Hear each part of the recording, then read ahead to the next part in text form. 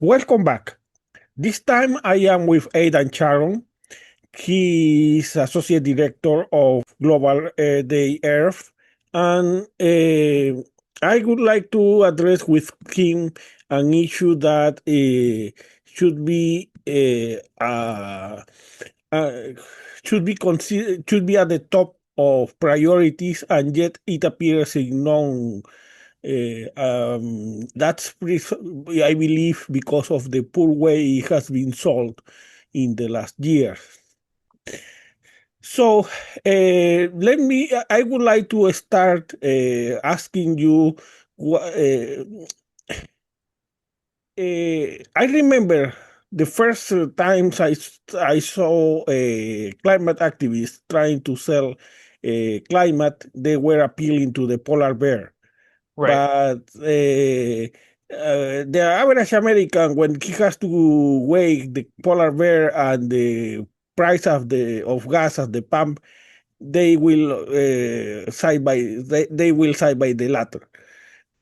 And then they try to sell it for showing images of the blocks of ice falling in the Arctic, in the Antarctic, and it didn't sell either because it didn't. Unfortunately, you have to appeal to the self-interest of the part, Yeah. and that, or the tragedies of some island in the Pacific that was being overwhelmed by the waters. That doesn't what should I believe has been the core of the cell is showing the people who in the United States are going to suffer because of these climate changes that are produced by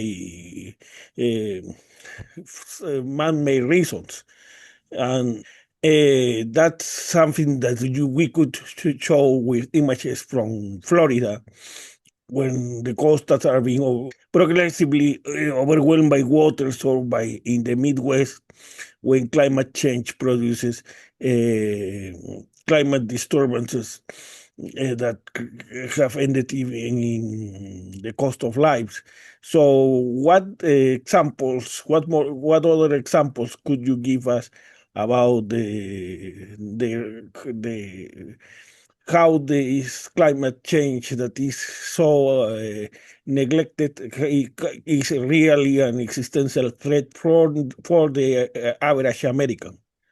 Yeah, I think what we don't really think about when it comes to climate change as a climate activist or an environmental activist a lot of the time is the financial side of things.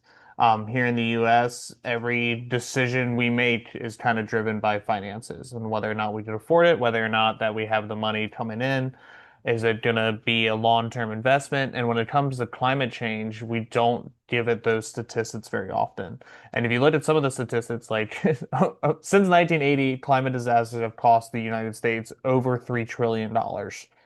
That they've just cost the United States $3 trillion in damages.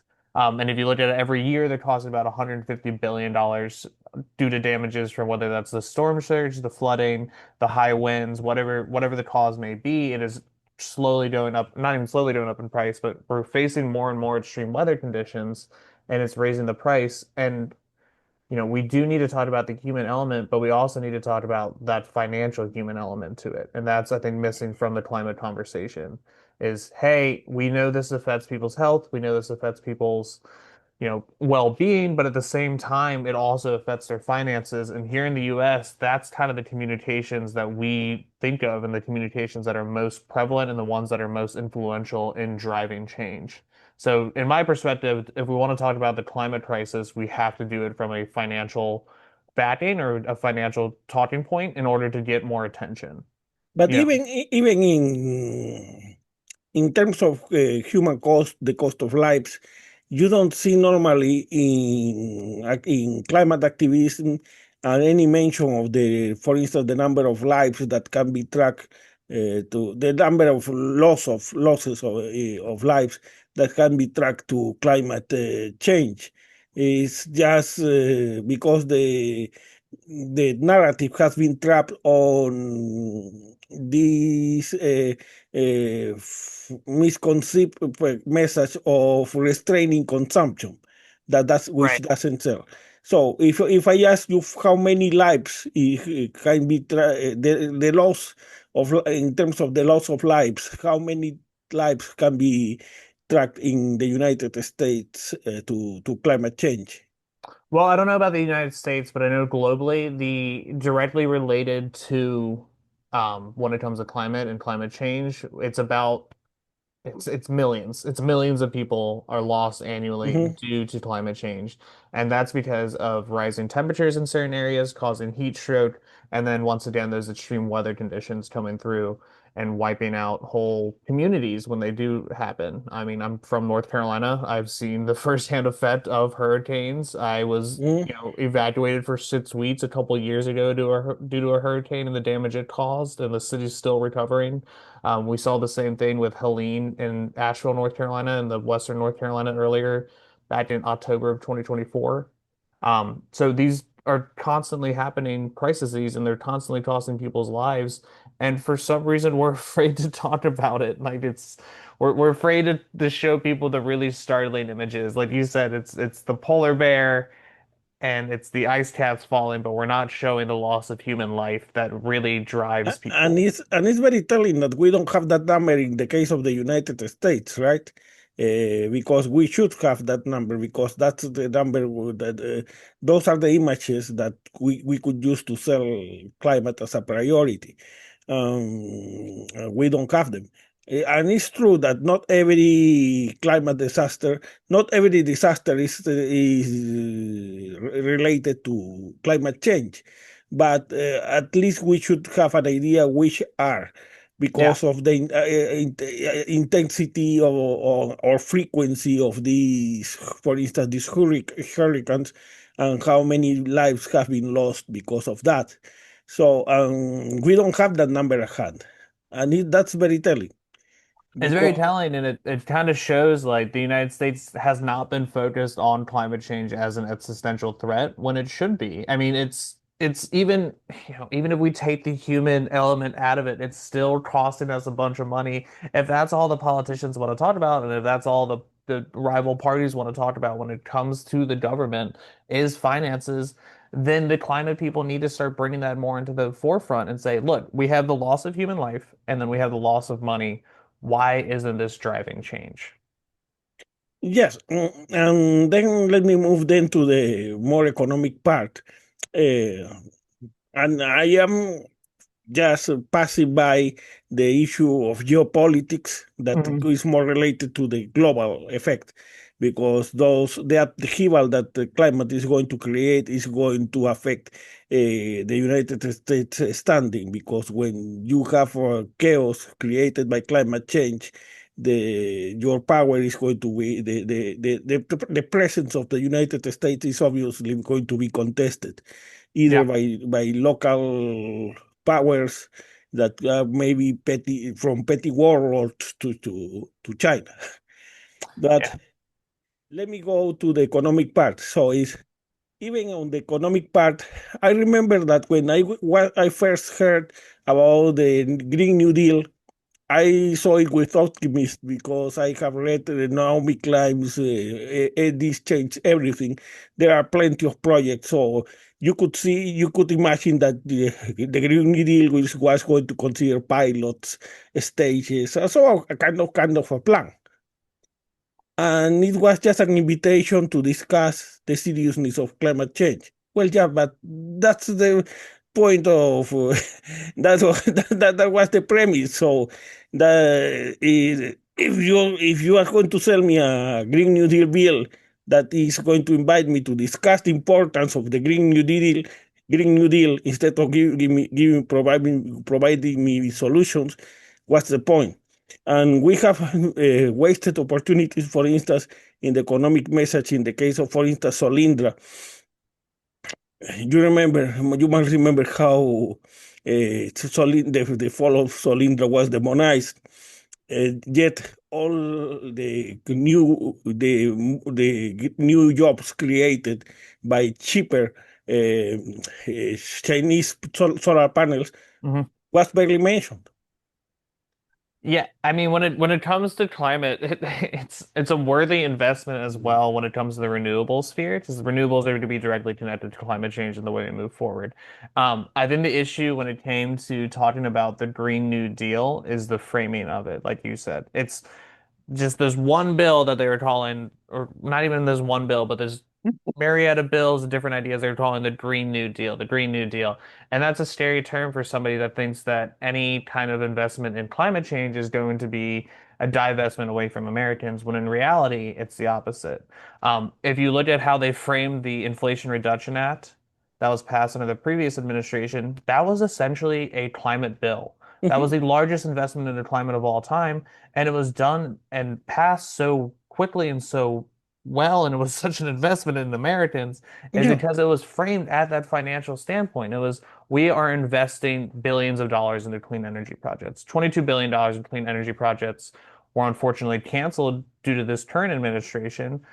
And that's insane. Like it's money going directly into the pockets of everyday Americans. And when it comes to the jobs created, at least 16,000 jobs have already been taken away from Americans due to us cutting out the IRA climate funding.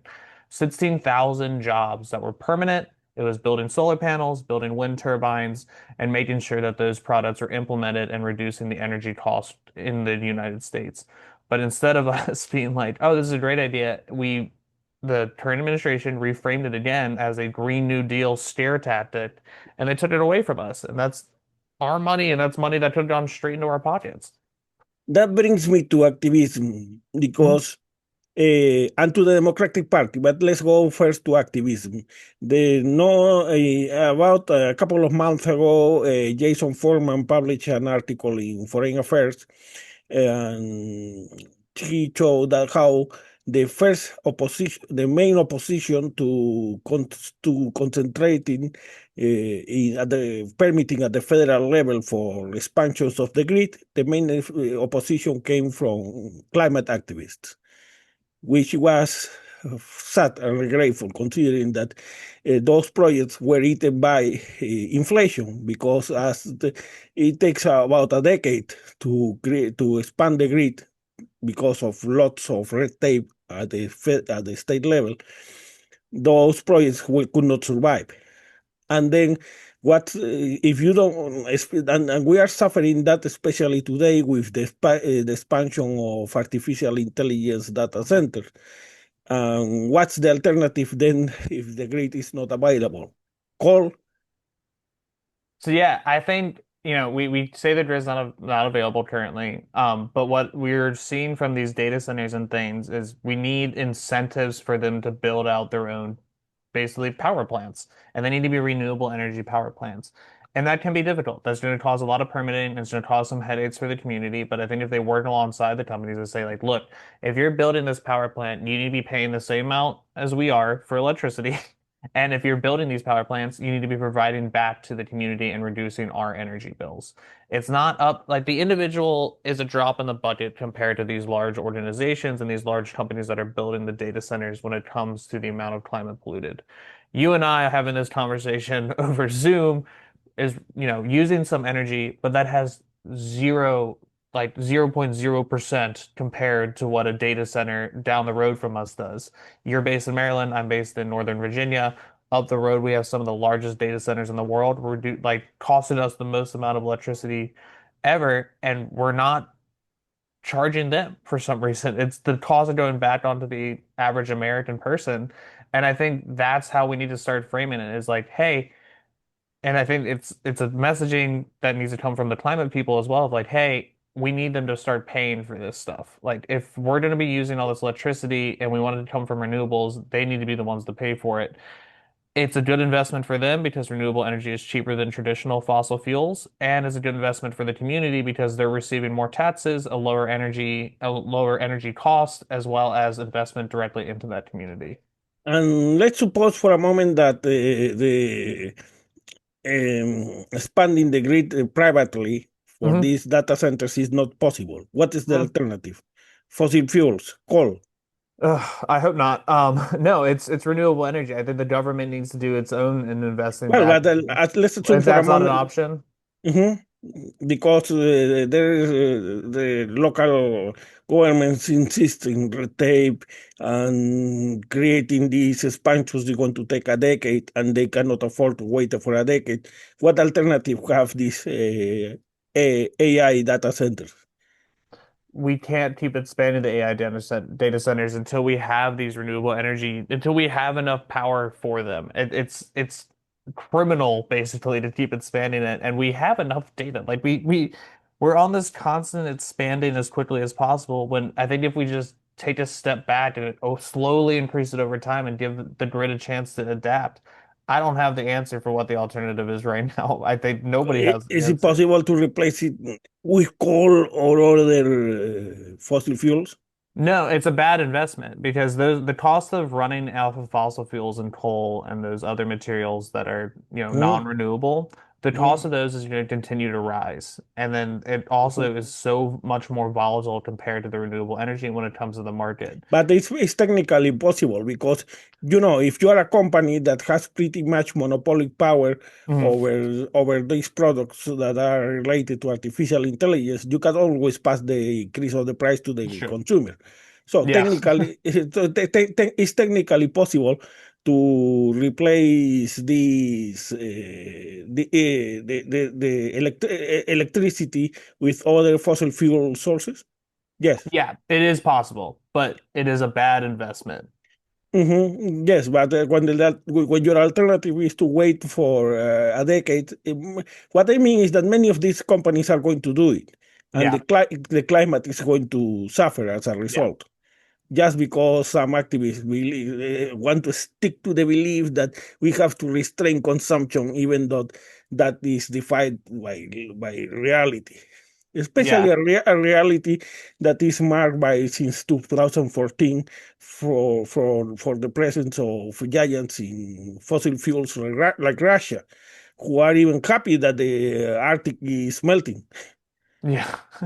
Yeah, I think you're right on the money that when it comes to they're gonna pass it on there, and it is hard to stick to our scruples in saying that we need to consume less, but I think we need to come to the reality that that's never gonna happen. Our technology and our energy usage will continue to be on the rise, and I think we just need to make it clear to companies that the only safe investment right now is renewable energy. Solar is coming from the sun, this unlimited fuel source that we need to optimize. We have other countries that are doing it, taking this all or nothing, all in all approach of using every typical fuel source they can find plus renewables as they transition away from those typical fuel sources. You look at China has expanded their solar by, the thousands, like by hundreds of percentage points. Like it's insane the amount of solar they're trying to integrate in order to be ahead of the curve. And I think if we want to stay competitive in that, in the United States, we need to follow suit. We need to invest more back into renewable energy, and we need to start making that transition quicker. Yeah, and I asked you that because that brings me to activism, how they have to get real about the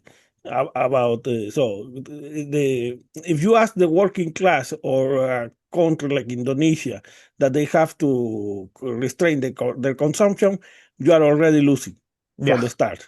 yeah. So, and unfortunately, the entrance in the scene of rock actors like Putin may force you to put the accent not in reducing consumption but in reducing the effects. That brings me to carbon capture Mhm. and nuclear because both of them are alternatives, and unfortunately, they didn't receive enough attention in the Inflation Reduction Act. Yeah, so when it comes to carbon capture, it is a great, it's a good thing that we need to keep investing in order to make, like you said, we're not reducing our power consumption at all. We're going to continue to see that on the rise. So it is one way that we can start mitigating the amount of carbon emitted. Um, and I don't know why we don't invest in it. I don't understand why we don't invest in it. It doesn't make sense to me when like if we invested into that, we could save money on the back end when it comes to the natural disasters that we're going to face, as well as the potential for, as you pointed out, we have bad actors all across the globe that are constantly looking to start a petty war or start a petty skirmish or something.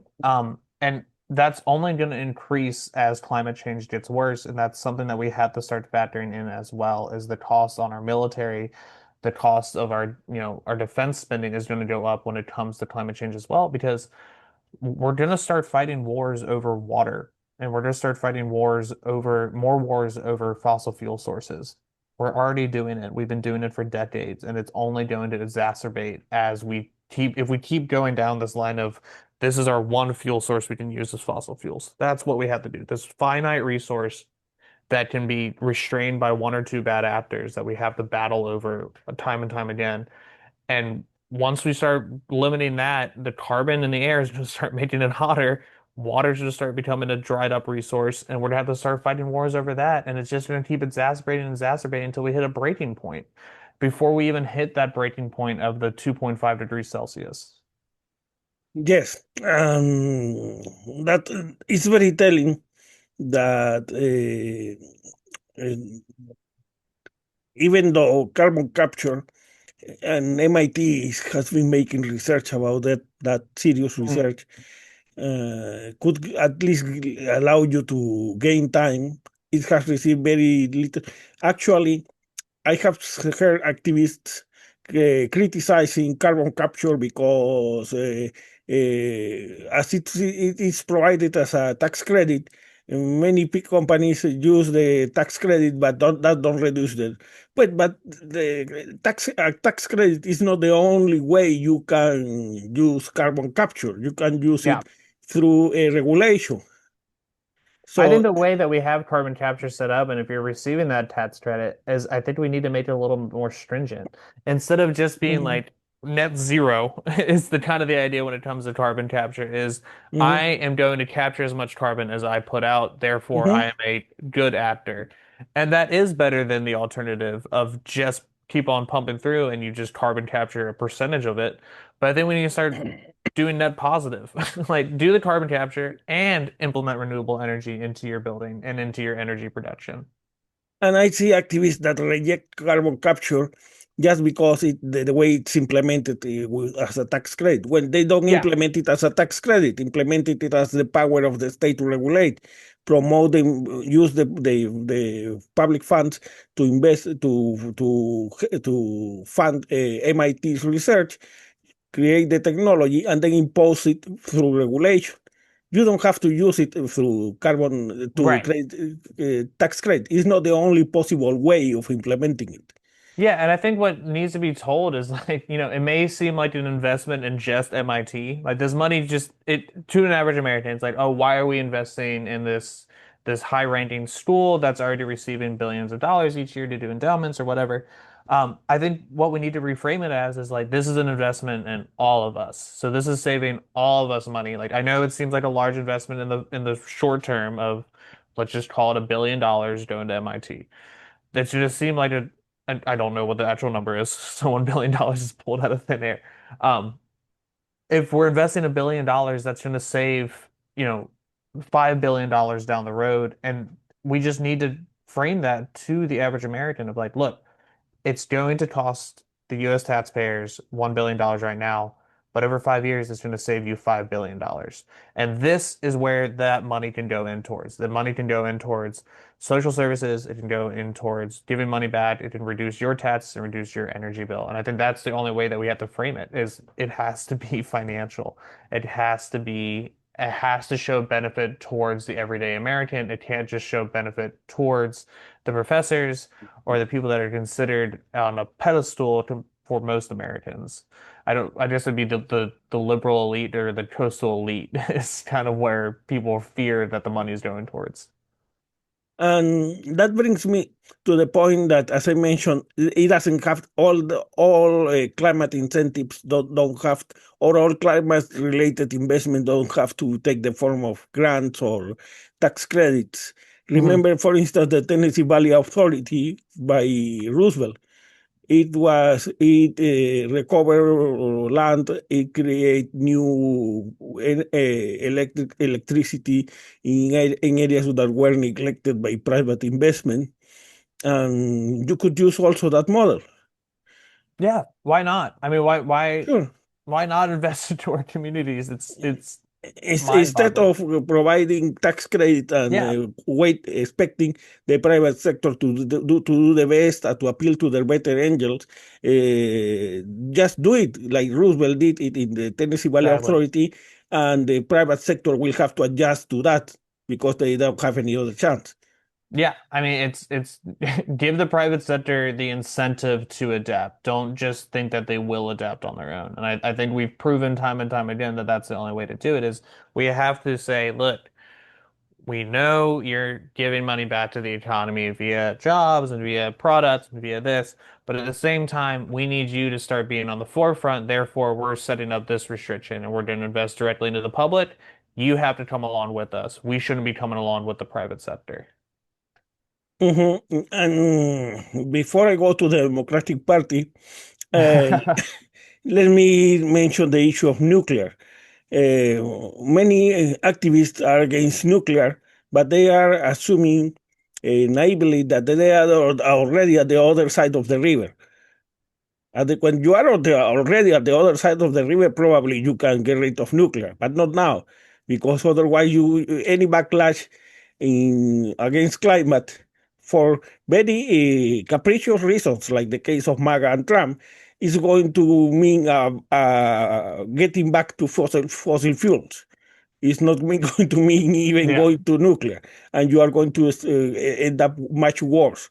Even in Texas, where renewables have been successful, there is a backlash against renewables. Yeah, I think, when it comes to nuclear and us at earthday.org, we don't have an official stance when it comes to nuclear. We're all for clean energy and clean energy solutions, and I think nuclear might be Transition. part of the conversation. I think it's going to be part of the transition, especially like you're saying. Like it's going to be a transition where we need an all or nothing right now, where we have the most amount of energy we've ever consumed, so we need to start transitioning away from fossil fuels in order to prevent this climate crisis. So as we move away from fossil fuels, we need to start having all these different things lined up in order for us to get this endpoint of renewable energy. And I think nuclear is going to fall right in that middle there. I don't know if it's going to be a solution for the long run. Like I said, we don't have an official stance on it, so I can't talk about it too much, and I apologize about that. But I do see it being a part of this transition and a part of the conversation. But even there, you see the weakness of the Democrats because they should have, in the Inflation Reduction Act, they should have put more money in MIT's research on fusion, because fusion represents a more evolved stage of nuclear, and yet that might be or may not be part of this future where when we expect to rely only on renewables. Mhm. But the matter is that we don't know because much money has been spent wasted on tax credits and grants and not in research, in basic research.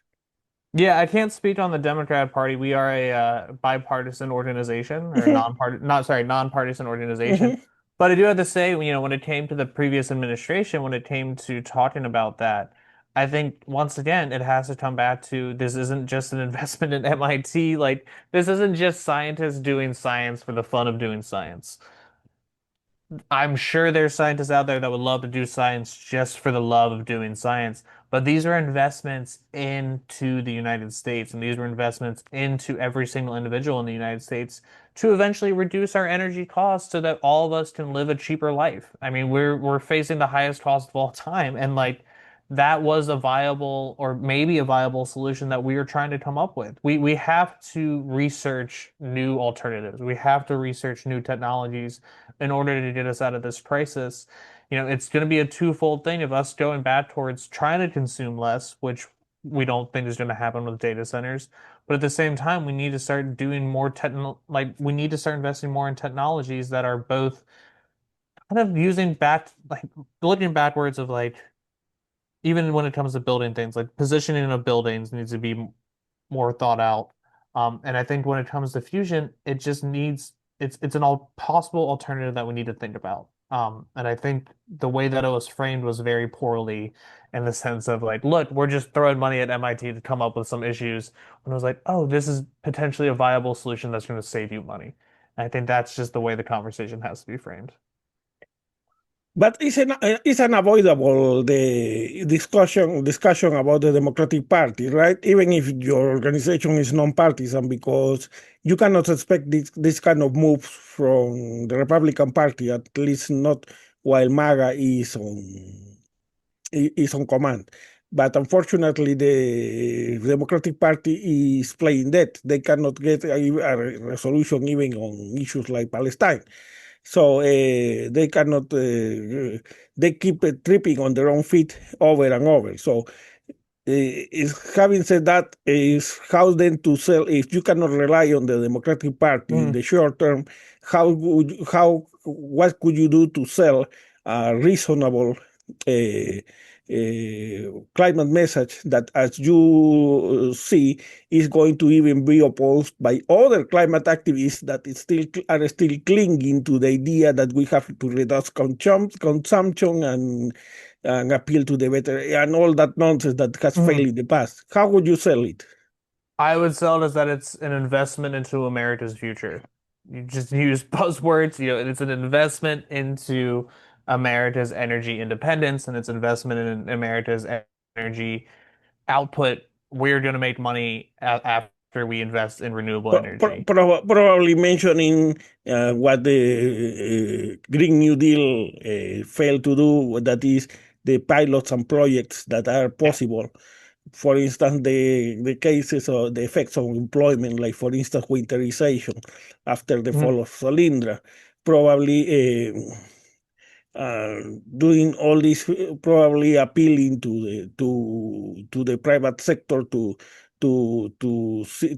see if they show interest in this project. So gains of ways of gaining visibility, because Ways of unfortunately, gaining visibility, and I think we need to point out too, and I think what the previous talking points around the IRA didn't do was talk about like these are investments, these are bipartisan investments, these are nonpartisan investments.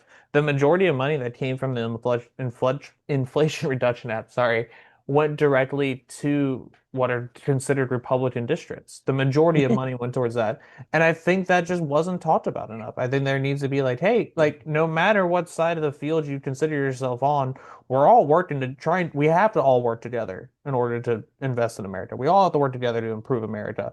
And like, look, that money is going directly towards your district.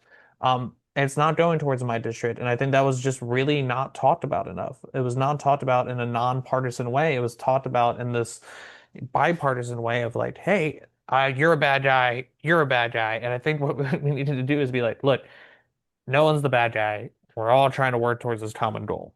We're all invested in each other. And I think that just needs to be talked about more rather than to trying to tear each other apart in order to pass a BS bill down the road. yeah, but even the last times I have heard climate activists talking about this issue, they keep mentioning, for instance, that we are getting over the 1.5 degrees. That what about all these scientists? How more than 90% of scientists back? Yeah, but those are not messages that are appealing. On the other hand, it was for me a surprise, because I only discovered it about a month ago, that it was nothing less than Texas that was the most successful case of renewables in the Yeah. union, and that's not mentioned. And climate activists, for instance, besides the ways they try to communicate with the kayak activists, the lawsuit of the children, they end up trivializing their own cause. Yeah. Yeah, I think it just comes it's not bad messaging, it's just not directed messaging towards another group. It's when it comes to the scientific messaging and 90% of scientists agree on climate change and I agree with climate change. I think that climate change is happening and is human perpetuated. But I think the issue is it also sounds like we're blaming the common person when it comes to the conversation. So us saying that you need to consume less and you need to recycle more and you need to do this, this, and this. When in reality, we need to look up the chain and be like, well, why don't we have corporations do that? Why don't we have the government do that? Why don't we have the governing bodies do that? Why are we relying on doing it this individualistic approach? Also, when it comes to the conversation, we can have two arguments for the same goal. And I think that we need to start recognizing that more. Like when you're And, talking, yeah, and above all, showing how the average man, the working class, can benefit yeah, from climate policy, which is completely absent from the message. yeah. I think you need to say like if you're talking, it's knowing your audience. If you're talking with climate activists, talk about them at the level that you know what they want to talk about. They want to talk about the hard science. They want to talk about the deaths. They want to talk about that. That's good. That's okay. That's the conversation you need to have with that group. When you're talking about a business owner or a farmer or something, you need to be talking about the financial perspectives. We don't need to have just one argument to solve the whole problem. There's going to be multiple arguments. You're not going to change my mind on something because you brought up one straw man argument that I've disagreed with my whole life. But if you start bringing in new arguments to it, I might start adjusting my views. Yeah, the point because you cannot deny science. You are No. not you don't have to hide science. But when you are going to send your message, spearhead spearhead it with the issue that is more salient, what benefits the working class. Yeah. And then when it comes in the debate, other issues like the credibility of science or how grave the situation is, bring all the other facts. Exactly. It's you're gonna have multiple talking points for an argument. And when it especially when it comes to climate change, one of the most complex issues that humanity has ever faced, we can't rely on just that one argument. So I think coming in with this more thought out, different set of point of views and being able to say like, hey, for a farmer, we need to talk about it this way. Hey, for a scientist, we need to talk about it this way. For a single mom, we need to talk about it this way. Everyone is going to have a different line of thought, and everyone's going to have a different line of thought that can be changed via the way we communicate with them. Well, I wish there you can find more like-minded people. I hope Well, so too. Yeah.